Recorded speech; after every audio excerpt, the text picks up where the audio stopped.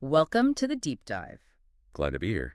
So today we're digging into a stack of sources all about, well, finding joy in solitude, and specifically how the LPot community is championing this idea.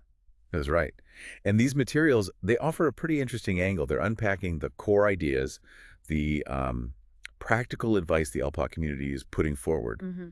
Our mission really is to get a handle on how these sources frame being alone, shifting it from something negative. It's something valuable. Okay, yeah, let's unpack that. Because the immediate thing jumping out isn't just like tolerating being alone, it's actively finding joy in it. Absolutely. And the sources really stress how the LPot community is pushing to normalize that view. Normalizing it. So it's not the backup plan, it's a path. Exactly. A path to something, well, deeper, according to this material. Okay, so how? How do they say you actually do that? Find the joy. There are practices mentioned, right? Like mindful walks. Yes, exactly.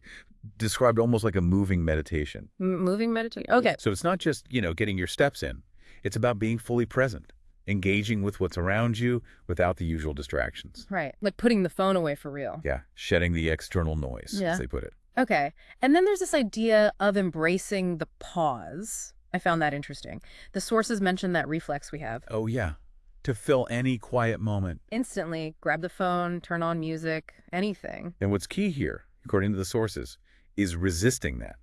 Just breathing, observing. Letting the silence just be. It's like training yourself, getting comfortable with stillness instead of, running from it.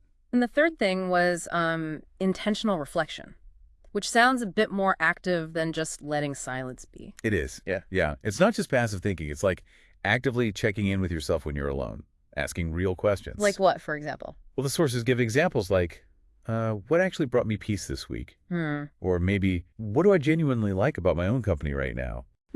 Okay, so making the alone time count, making it purposeful. Exactly. And these aren't just nice ideas. The sources explicitly link these practices to, well, outcomes, the joy you'll find, as one put it. Okay, this is where it gets really interesting. What kind of joy are we talking about? Things like a profound sense of inner calm, real emotional clarity. So not just knowing you're feeling something, but actually understanding what it is without outside opinions muddying the waters. Precisely. And maybe the biggest one is what they call authentic self-connection. Going from being your own worst critic? To being your own best friend, basically, your most trusted companion. The sources also suggest it fosters a greater appreciation for, simple things. Okay, so pulling it all together. Right. What's the big message from the LPot community here based on these sources? It seems pretty consistent. Solitude isn't empty. It's actually incredibly full. And the community is actively trying to help people see it that way. Right. There was that quote, Solitude is not the absence of life. It's the deep presence of you. Yes. That's powerful. So the community, based on this material, is really trying to normalize this.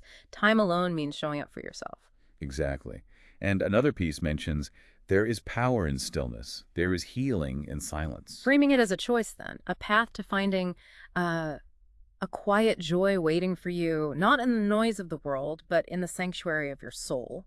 That's quite poetic. It really is. It's encouraging you, the listener, to see that time alone as valuable. An opportunity, not something to dread. That shift, that seems central to the LPot community's angle here. So recapping the stack, the picture emerging is clear. The LPot community, according to these sources, presents solitude when practiced mindfully, with reflection as a direct route to inner peace. And self-connection, yeah. Not being apart from the world, but being deeply present within yourself. It's an active choice for your own well-being. So here's something to think about, maybe chew on after this. What if? What if that real, true joy these sources talk about isn't actually out there, in the noise or the crowd, but it's waiting quietly inside that sanctuary you build for yourself?